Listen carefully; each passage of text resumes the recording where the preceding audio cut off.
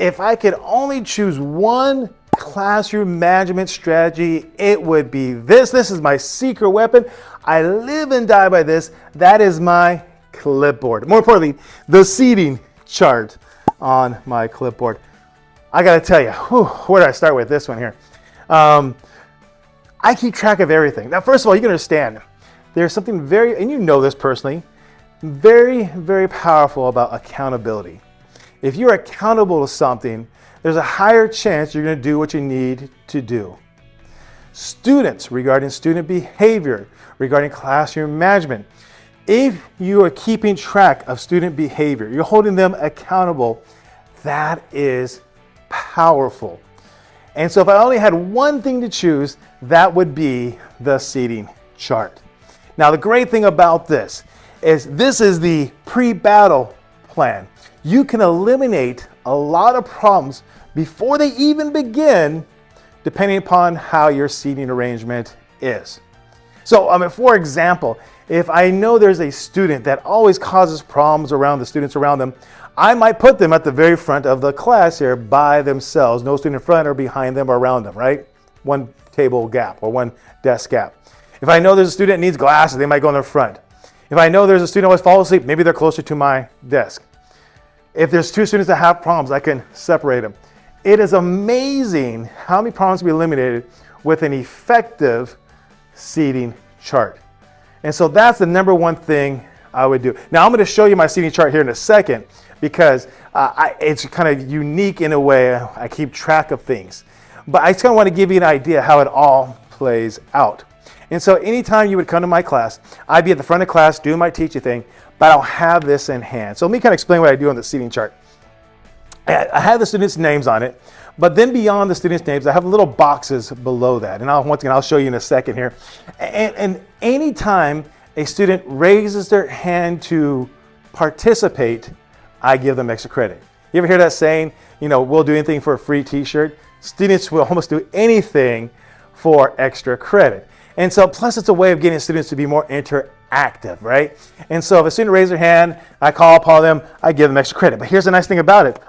I just don't tell them I'm going to give you extra credit. They actually see me making a mark on the seating chart. And when they see me making a mark on the seating chart, they now know they just earned extra credit.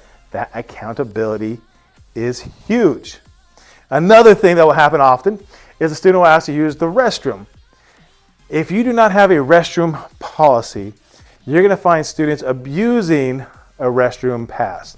They'll be going out of the classroom, not to necessarily use a restroom, but just to get out. They'll be using to waste time, to roam the campus. They're losing instructional time.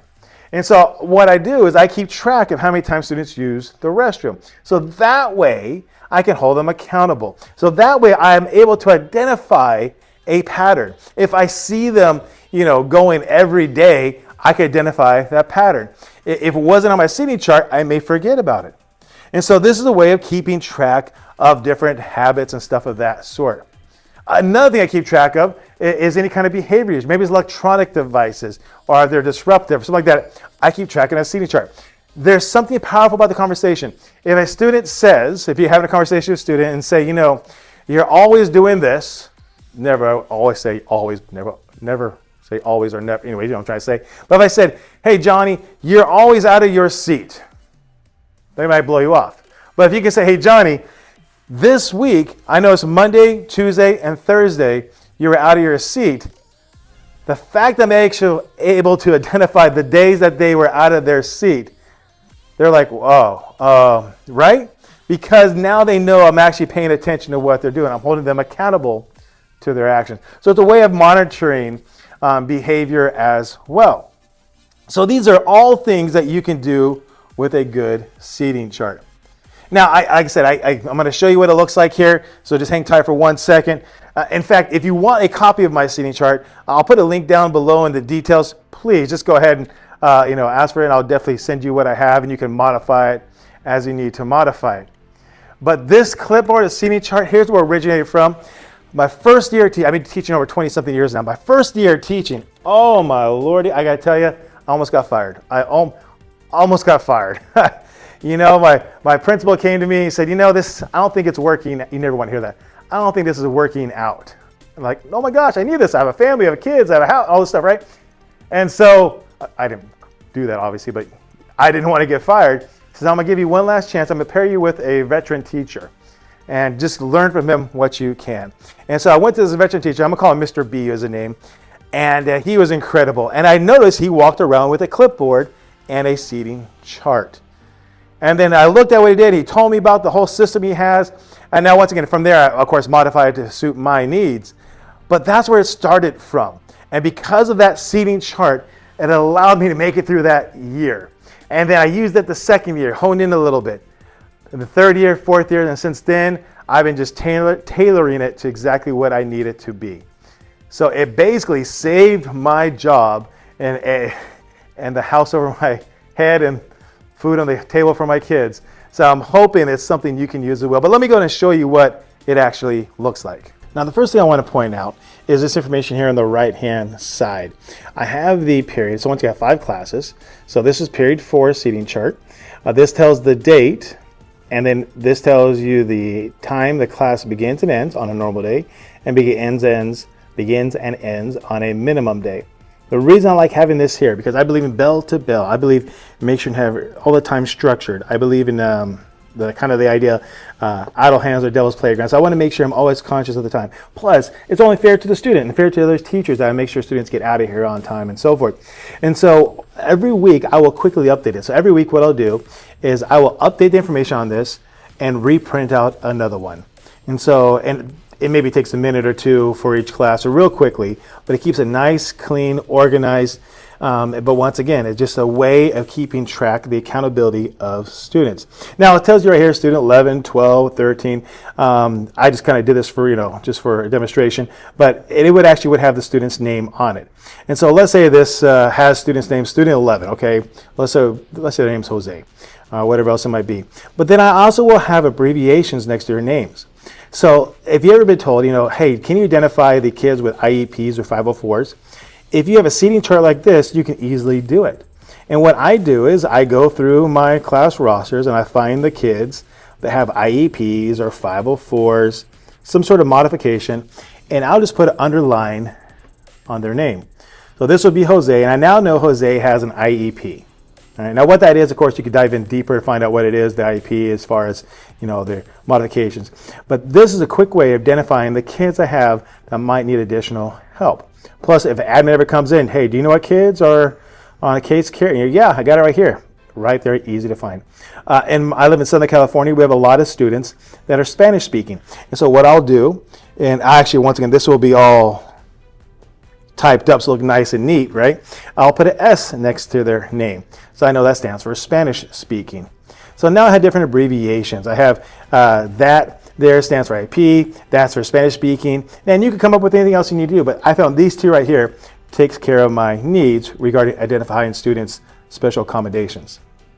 Then, as I was showing you in front of the class, if a student raises their hand, and then I give them, participation points, I'll keep track of right here. So let's say student 18, they raised their hand, I'll just put a 1 there. Then let's say tomorrow they do it again, I give them another 1. Or say they volunteer again. So I'll just put little dashes there to keep track of it. Then at the end of the week, when I update my entire seating chart, I will also update this. I'll put this onto their grade book. And so now they have extra credit points coming their way. So I'll keep track of the extra credit. For behavior, that's what I use these boxes down here for. And whatever abbreviations you want to come up with. But here are some that I came up with. If a student has to use a restroom, I'll put down a B for bathroom. Let's say they have to, let's say they had a cell phone. We have a no cell phone policy in class. I might put a C for a cell phone. Let's say they're chewing gum. Maybe I put a G for gum, right? Whatever else, let's see, what else do I have? A restroom, distraction, different. So whatever else it is, this is up to you to choose, but whatever you want to keep track of regarding behavior, that is what these boxes are for. Now what happens is this, at the end of the week, let's say they have, end of the week, I'll basically carry these over to the next week. The idea behind keeping track of the behavior is not to punish them, it's to keep a track of pattern, accountability, but also to try to identify patterns. Because if this was in 1 week, right, and then maybe I kind of hold on to this until next week, and I kind of move these letters over to next week, but if there's no more thing comes up, then I might just take them off. but I want to be able to identify patterns. So let's say a student 20. Let's say they asked to go to the bathroom on Monday. And then let's say they asked to go to the bathroom on Wednesday. And then let's say they asked to go to the bathroom on Friday. I see a pattern forming. Then I got to start questioning them. Why are you going to the bathroom at this time on these days? Is there a medical condition? Is there something I need to know about? Do your parents know you're out?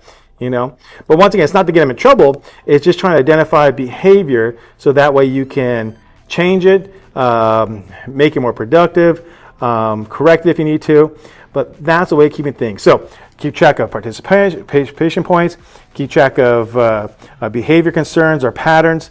But then I use this, I have one of these for each class. And then I put them on my clipboard, and my clipboard is hanging up on my wall. And so when a new class comes in, I just basically put one clipboard up, grab the next one, and I'm ready to go.